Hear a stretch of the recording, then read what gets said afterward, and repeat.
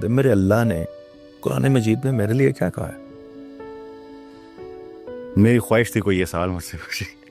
عزیز صاحب ایسے ہے، سب سے پہلے تو قرآن کریم کا اگر کوئی بھی اپنے آپ کو عالم کہے نا تو میں کہتا ہوں یہ بہت بہت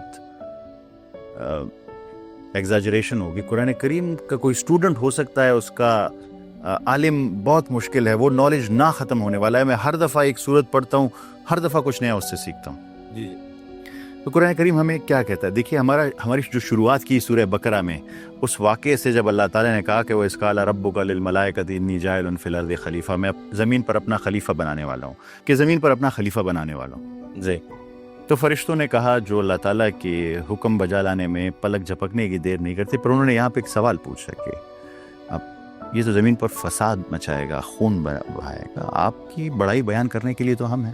تو یہ بڑا جینون بھی ہے. فرشتوں جتنی عبادت ہم کر سکتے ہیں؟ نہیں کر سکتے. تو اللہ تعالیٰ نے جواب میں کہا جو مجھے معلوم ہے وہ تمہیں نہیں معلوم. اچھا سر، انہوں نے کیسے کہا کہ یہ فساد بنا؟ انہیں کیسے پتا تھا؟ یہ اپنے اندر ایک بہت لمبی سٹوری ہے. یہ آدم سے پہلے ہم چلے جائیں گے. یہ سٹوری پھر بہت لمبی ہو جائے گی. اس کو کسی اور دن کے لیے رکھ. یہ سوال بہت ضروری ہے اور مجھے بڑی خوشی ہوتی ہے جب کوئی یہ سوال پوچھے. مطلب وہ سوچتا ہے قرآن کریم پر کہ فرشتوں کے پاس غیب علم تو نہیں ہے نا. تو انہوں نے تو اللہ کچھ اب تفاسیر میں لکھا ہوا ہے، ڈفرنٹ بیان کیا گیا ہے کہ وہ جنات تھے، جنات کو دیکھا. پھر کچھ لوگ اعتراض کرتے ہیں کہ جنات اور نہیں سر، جنات کو اور جنات کا انسان کا کمپیریزن کیوں کیا جا رہا ہے. تو اللہ تعالیٰ نے جواب میں کہا جو مجھے معلوم ہے تمہیں نہیں معلوم. پھر انہوں نے حضرت آدم علیہ السلام کو کچھ نام سکھایا. پھر فرشتے سے کہا کہ اگر تم سچے ہو تو تم یہ بتاؤ. تو فرشتے نے کہا کہ قالوا سبحانک، ہمارے پاس علم نہیں ہے مگر وہی جو آپ نے دیا ہے. پھر حضرت آدم علیہ السلام سے کہا کہ آپ یہ نام بتا دیں. تو حضرت آدم علیہ السلام نے وہ تمام نام بتا دیے. تو اللہ تعالیٰ نے کہا کہ میں نے تمہیں کہا نہیں تھا کہ میرے پاس علم ہے. کیا ہوا یہاں پہ؟ یہ تو ہمیں پورا مقصد ہمیں بیان کر رہے ہیں. جیسے قرآن کریم ہمیں وہ مین پوائنٹ بتا رہا ہے، مین نقطہ بتا رہا ہے. کیا ہوا یہاں پہ؟ مجھے اس کی سمجھ آئی پروفیسر ڈاکٹر جیفری لینگ سے. پروفیسر ڈاکٹر جیفری لینگ کون ہے؟ وہ کینساس یونیورسٹی میں میتھس کے پروفیسر ہیں. وہ کرسچن تھے، ایتھیسٹ ہوئے، اور ان آیتوں کا ایک پورا سلسلہ ہے جس پہ وہ مسلمان ہوئے. وہ کہتے ہیں اس کا مطلب یہ ہے کہ انسان کو ایک کیپیبلٹی دی گئی ہے اور وہ ہے لرننگ. کیا؟ لرننگ، سیکھنا. سیکھنے کے لیے آپ کو کس چیز کی ضرورت ہے؟ انٹیلیجنس کی. انسان کے پاس یہ خصوصیت ہے کہ یہ لرننگ کر سکتا ہے، اس کے پاس انٹیلیجنس ہے، یہ اور چیزیں سیکھے گا. پہلا لفظ جو نازل ہوا آصف صاحب وہ کیا تھا؟ اقرا. پڑھو، سیکھو، انٹیلیجنس استعمال کرو، عقل استعمال کرو. یہ اس واقعے کا نچوڑ ہے. آپ ایک لرننگ بینگ ہے اور اس واقعے کو آگے لے جا کے جو پروفیسر ڈاکٹر جیفری لینگ نے بیان کیا وہ میں بیان کرتا ہوں. دوسری امپورٹنٹ چیز بتائی، ایک آپ سمجھ لیں، ایک ہے انٹیلیجنس اور لرننگ ہے، اور اس کے میں آپ کو کچھ ثبوت ایک دفعہ بتا دوں کہ کیوں ہے. پہلی بات جو قرآن کریم سے آپ نے اٹھانی ہے، ریسرچ ہے، لرننگ ہے، انٹیلیجنس ہے. میں نے آپ کو سورہ انفال کی بھی آیت بتائی 22 نمبر. بدترین جانور کس کو کہا؟ وہ گونگے بہرے جو عقل سے کام نہیں لیتے. سورہ بقرہ میں ہی کہا اللہ تعالیٰ نے کہ خیر کثیر وہ ہے جن کو حکمت عطا ہو گئی. سورہ ملک میں اللہ تعالیٰ جب یہ قرآن کریم بیان کرتا ہے دوزخ کے حال کہ انہیں کس وجہ سے دوزخ میں ڈالا گیا، تو وہ کیا کہیں گے جواب میں آپ کو پتہ ہے؟ وَقَالُوا لَوْ كُنَّا نَسْمَعُ أَوْ نَعْقِلُ مَا كُنَّا فِي أَصْحَابِ السَّعِيرِ، کہ اگر ہم سنتے اور عقل سے کام لیتے تو ہم دوزخ والوں میں سے نہ ہوتے. جواب میں کہا جائے گا فَاعْتَرَفُوا بِذَنبِهِمْ. ابھی آپ نے اپنے اصلی گناہ کا اقرار کیا ہے. ذرا سوچیں نا آصف صاحب، گناہ یہ نہیں کہا گیا کہ آپ نے یہ کیا وہ کیا. گناہ یہ کہا گیا کہ آپ نے عقل نہیں استعمال کی. یہ وہ میجر گناہ کہا گیا ہے. خیر کثیر اسے کہا گیا ہے. جو اسے نہیں استعمال کیا اسے بدترین جانور کہا گیا ہے. یہ وہ پہلی چیز ہے جو آپ نے قرآن کریم سے اٹھانی ہے کہ آپ نے انٹیلیجنس استعمال کرنی ہے، آپ نے ریسرچ استعمال کرنی ہے. اگر آپ گونگے بہرے ہو کے اندھے ہو کے کسی کی پیروی صرف شروع کر دیں گے تو آپ گمراہ ہو جائیں گے. آپ نے قرآن کریم پر تدبر کرنا ہے. میں مسجد میں کچھ دیر کے لیے بیٹھتا ہوں آصف صاحب، تو ایک حدیث بیان ہو رہی تھی کہ ایک ساتھ کا، ایک لمحے کا غور و فکر. کہ آصف صاحب ذرا سوچیں کہ یہ چاند اوپر ہے، گرتا کیوں نہیں ہے؟ اسے تو گر جانا چاہیے، اوپر جو پھینکتے گر جاتا ہے. یہ سورج گرتا کیوں نہیں ہے؟ یہ میں کیسے بڑا ہوتا جا رہا ہوں دن بہ دن؟ یہ میں درخت ایک سیڈ رکھتا ہوں، بیج رکھتا ہوں، اس میں سے 1000 کلو کا درخت نکل آتا ہے. مٹی وہی رہتی ہے، جگہ وہی رہتی ہے، کہاں سے آئے یہ 1000 کلو؟ ایک لمحے کا جب میں غور و فکر کرتا ہوں، آپ کو پتہ ہے اس کا کتنا ثواب ہے؟ 60 سال کی عبادت کا. ایک جگہ ہے 80 سال کی عبادت کا، صرف سوچنے پر. صرف یہ غور و فکر کیا آپ نے. इतना इंटेलिजेंस की इंपॉर्टेंस है, इतना रिसर्च। फिर हम पूरी दुनिया में सबसे पीछे क्यों हैं? नहीं, अपने मेन पॉइंट आपने जितने साइंटिस्ट कोट किए मुझे सब बोल रहे हैं, पर इनकी बुनियाद किसने रखी? इसकी बुनियाद रखी इब्न हैशम ने, इब्न सीना ने, अल-खुरज़ामी ने। हमारे साथ 1000 साल पहले क्या हुआ जरा सोचें ना। हमें क्यों इस ट्रैक से हटाया गया? कुरान करीम का डायरेक्ट हुक्म है, और ये इस्तेमाल करना कहाँ करनी है ये पता है आपको आसिफ साहब?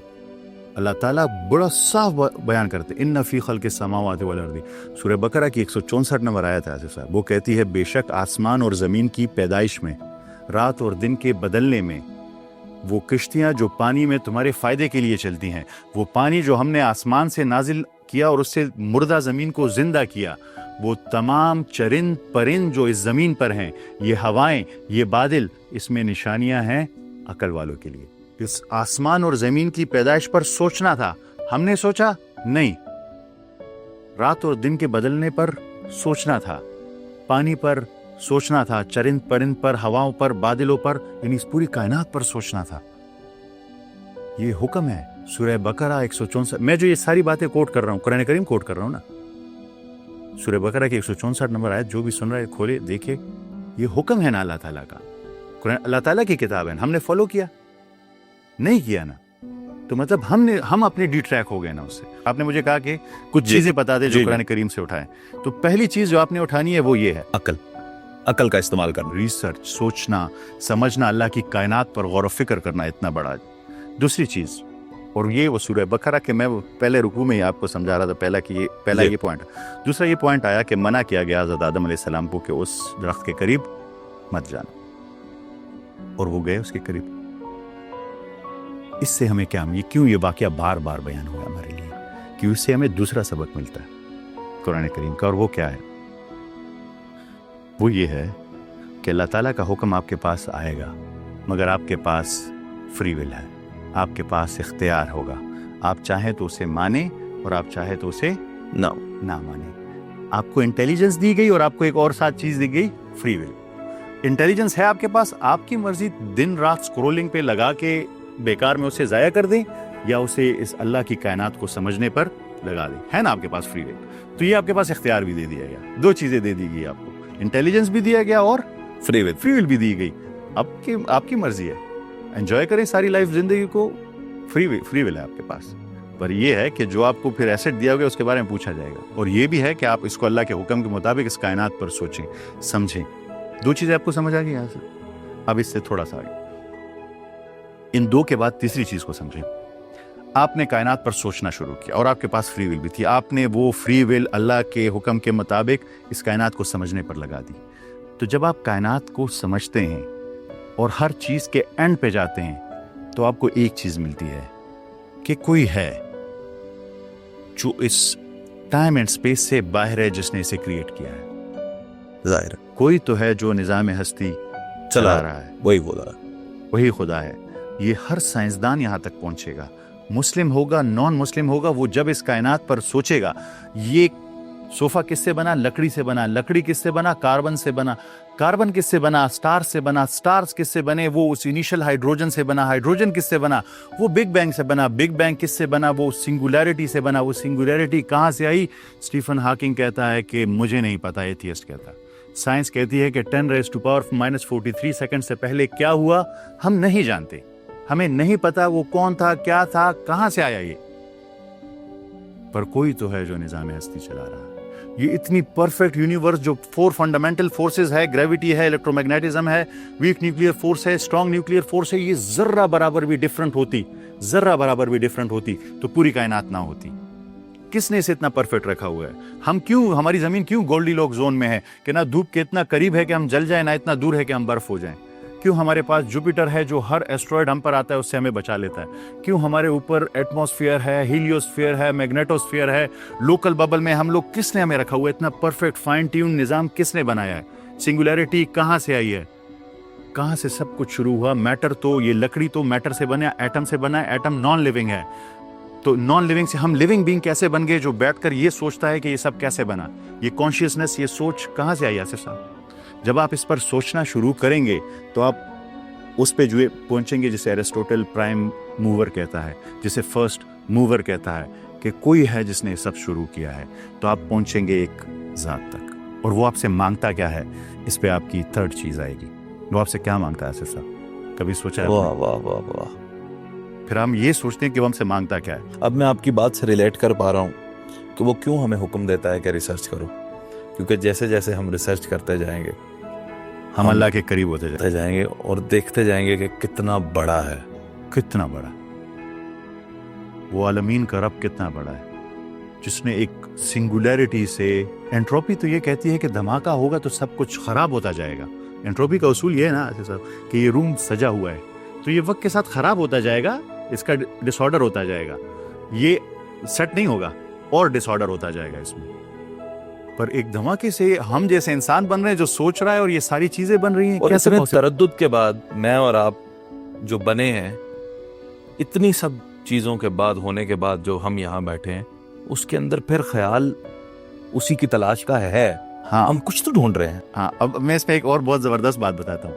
تھاٹس کیسے بنتے ہیں؟ کانشیسنس, یہ آپ کے اندر جو احساس ہے میں ہوں, یہ کہاں بنتے ہیں ہمارے جسم میں؟ ہم تو ایٹم سے بنے نا. ایٹم الیکٹران پروٹون نیوٹران سے بنا ہے, اور ایٹم وہ جو ہے وہ کوارک سے بنے. اس میں یہ احساس, یہ سوچ کہاں سے آ رہی ہے نہیں پتا سائنس کو. نیورونز تو ویٹ نیورونز ہیں, وہ یہ سوچ تھاٹ کیسے بناتے ہیں, یہ کہاں سے آ رہی ہے نہیں پتا ہمیں. یہی تو کر نہیں پا رہا اے آئی بھی, نہیں سمجھ پا رہا وہ سے, وہ فیلنگ نہیں کر پا رہا. وہ آپ کو انفارمیشن دے دے گا, وہ فیل نہیں کر سکتا چیزوں کو.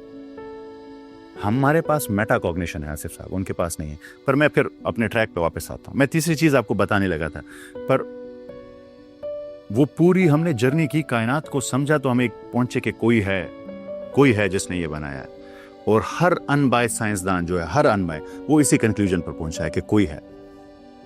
اب میں قرآن کریم کی طرف آتا ہوں. جب آپ نے پہچان لیا کہ رب ہے, اس نے مجھے انٹیلیجنس دی ہے, اس نے مجھے فری ول دی ہے, وہ مجھ سے چاہتا کیا ہے؟ آپ کو پتہ ہے سورہ ماؤن کیا کہتی ہے؟ آیا تم نے اس شخص کو دیکھا ہے جس نے دین کو جھٹلا دیا ہے, دین کا انکار کر دیا ہے؟ وہ کون ہے آصف صاحب؟ جو یتیم کو دھکے دیتا ہے, جو مسکین کو کھانا کھلانے کی تلقین نہیں کرتا. تو تباہی ایسے نماز پڑھنے والوں کے لیے جو اپنی نمازوں سے غافل ہیں اور ضرورت کی چیز بھی مانگنے پر نہیں دیتے. کس کا احساس ہو رہا ہے یہاں پہ؟ یتیم کا. کس کا احساس ہو رہا ہے یہاں پہ؟ مسکین کا. کس کا احساس ہو رہا ہے یہاں پہ؟ ضرورت مند کا. یعنی ہر وہ شخص جو ضرورت میں ہے, اس کی جان, ہر انسان کا جان کا, مال کی, عزت کا خیال رکھنا. آپ کو پتہ ہے سورہ بقرہ میں ایک آیت ہے, آیت البر, نیکی کی آیت. وہ کیا کہتی ہے؟ وہ کہتی ہے کہ لیس البر, نیکی صرف یہ نہیں ہے کہ آپ اپنا چہرہ مشرق اور مغرب کی طرف موڑ لیں, کیونکہ یہ اس ٹائم آئی تھی جب قبلہ اول سے ہم خانہ کعبہ کی طرف شفٹ ہوا تھا. نیکی یہ ہے کہ آپ ایمان رائے اللہ پر, اللہ کے فرشتوں پر, اللہ کی کتابوں پر, اللہ کے پیغمبروں پر, اور وہ مال جو آپ کو بہت پیارا ہے اسے خرچ کریں. پہلے اپنے قرابت داروں پر, رشتہ داروں پر, فیملی پر, بچوں پر, بیوی پر, بہن بھائیوں پر, ماں باپ پر, ان پر خرچ کریں مال جو آپ کو پیارا ہے. وَآتَ الْمَالَ عَلَىٰ حُبِّهِ ذَوِي الْقُرْبَىٰ, پھر یتیموں پر, کمیونٹی گڈنس, یتیموں پر, پھر مسکینوں پر, مسافروں پر, وہ جو قید میں ہیں. پھر اس کے بعد کہا کہ آپ نماز پڑھیں اور زکوٰۃ دیں. آپ سمجھ رہے ہیں میری بات کو؟ سورہ بلد میں کہا کہ ہم نے آپ کو 2 گھاٹیوں کا راستہ دکھایا, پر آپ نے مشکل گھاٹی کا راستہ نہیں چنا. وہ کیا ہے؟ پھر سیم باتیں, یتیم, مسکین, کسی کی مدد کرنا, صبر کرنا, رحم کرنا. کیوں آصف صاحب؟ کیونکہ آپ کے اندر ایک لڑائی چل رہی ہوتی ہے آصف صاحب. ایک آپ کا نفس ہے جو سب کچھ اپنے لیے چاہتا ہے, ایک آپ کے اندر وہ روحانی طاقت ہے جو آپ کو کہتا ہے کہ نہیں اللہ تعالیٰ کا حکم مانے. یہ ہمیشہ لڑائی چل رہی ہوتی ہے. آپ دوسروں کی مدد تبھی کر پاتے ہیں جب آپ اندر کی جنگ جیت جاتے ہیں. اللہ تعالیٰ آپ سے یہ چاہتا ہے کہ اب اللہ تعالیٰ کو ہماری عبادت کی کیا ضرورت؟ اللہ تعالیٰ تو یہ چاہتا ہے کہ اپنے آپ کو اور آپ کے آس پاس جتنے لوگ ہیں ان کی جان کو, مال کو, عزت کو نقصان نہیں پہنچانا. اللہ تعالیٰ کہتے ہیں کہ شریعت میں نے اس لیے اتاری ہے کیونکہ تم کمزور ہو, تمہارے لیے آسانی پیدا کروں گا. تم اگر یہ نہ کروں تو تم اپنے آپ کو نقصان پہنچاؤ گے. جس کام سے روکا ہے اس سے انسان کو نقصان ہوتا ہے. سائنس یا اس پر پہنچی ہے یا پہنچنے والی ہے. جس کام سے روکا ہے وہ سے یا کسی اور کو نقصان ہوتا ہے, کسی اور کی جان کو نقصان. اللہ تعالیٰ اتنی بڑی, اسے ہماری کیا ضرورت؟ نہیں ضرورت. آپ تو نماز تو ہمیں پڑھنے کا حکم ہی نہیں, ہمیں تو قائم کرنے کا حکم ہے. کیونکہ آپ کی جو اصلیت ہے اس سے آپ کسی وقت کے لیے کنیکٹ ہوتے ہیں. جیسے کمپیوٹر سرور سے کنیکٹ ہوتا ہے تو وائرس سارا اس سے صاف ہو جاتا ہے. تو یہ جو جتنا نظام بنایا ہے نا, چاہے روزہ ہو چاہے حج ہو, اس کی حقیقت کو آپ سمجھیں گے تو آپ کو پتا ہوگا یہ تو سارا میرے فائدے کے لیے بتایا گیا ہے. میں ہی پاگل تھا جو نہیں سمجھ پایا ان کو. تو تیسری چیز آپ کو کیا کہا, اپنی لوگوں کی جان, مال, عزت, ضرورت مندوں کی, یتیموں کی, مسکینوں کی, اس کا خیال رکھنا ہے. کیا مانگ رہا ہے ہم سے اللہ تعالیٰ؟ کیا یہ آصف صاحب یہ وہ چیز نہیں ہے جو عام طور پہ بھی انسان کو کرنی چاہیے؟ کرنی چاہیے. میرا خیال ہے مسلمان نہ بھی ہو تو کرنی چاہیے. کرنی چاہیے, بنیادی فطرت کی چیزیں ہیں. اور کرتے ہیں لوگ, اچھے لوگ کرتے ہیں. تو جب آپ نے اس آسمان اور زمین کو اسٹڈی کیا اور پہچان لیا کہ رب ہے, پھر اس کی اطاعت کرنی ہے. کیوں؟ کیونکہ اللہ تعالیٰ آپ سے بہت پیار کرتا ہے. وہ آپ کو جو بھی حکم دے گا وہ آپ کی بھلائی کے لیے ہوگا. اللہ تعالیٰ کو ہماری کیا ضرورت ہے؟ ہاں یہ ہے کہ میرے پاس علم کم ہے, مجھے وہ اندازہ نہیں ہوتا کہ یہ کیوں میرے فائدے میں, مجھے لگتا ہے کہ یہ میرے نقصان میں. وہ میرے فائدے میں ہوتی ہے کیونکہ پرفیکٹ نالج کس کے پاس ہے؟ وہ اللہ تعالیٰ کے پاس ہے. اس کے لیے ٹائم یہ نہیں ہے کہ اسے یہ نہیں پتا کہ کیا ہونے والا ہے کیا نہیں ہونا, مجھے نہیں پتا ہے. تو پھر آپ نے اس کی انکنڈیشنل اطاعت کرنی ہے. آپ کے پاس پرفیکٹ نالج نہیں ہے, آپ پہچان کے کوئی رب ہے, انکنڈیشنل اطاعت. زبردست. آپ نے اتنا خوبصورت بیان کیا ہے نا قرآن کو کہ مقصد سمجھ آ گیا کہ ہم نے ریسرچ کیوں کرنی ہے. کیونکہ ہم ریسرچ کریں گے تو ہم آخر میں اس مالک کائنات تک پہنچیں گے جس سے ہم بے حد محبت کرتے ہیں, لیکن ہم جانتے نہیں ہیں کہ وہ کیا کیا کر سکتا ہے. تو پھر ہمیں پتہ چلے گا کہ ہم اس کی بڑائی کو بھی جانیں گے. اور پھر یہ پھر ہم سچ میں کہیں کہ الحمدللہ, الحمدللہ. پھر جب یہ لفظ ادا ہوں گے تو دل سے تعریف نکلے گی. پھر وہ پہلا لفظ الحمدللہ جو ہے وہ کیا, علامہ اقبال کیا کہتے ہیں اگر میں سے, کبھی اے حقیقت منتظر تو نظر آ لباس مجاز میں, کہ ہزاروں سجدے تڑپ رہے ہیں میرے جبیے نیاس میں. یعنی وہ حقیقت مجھے نظر آئے تو میرے یہ سجدے ٹپکیں, دل سے ٹپکیں. واہ واہ واہ واہ, سوچے نا ذرا, وہ مزہ آئے گا پھر اس سجدے کا. کیا بات.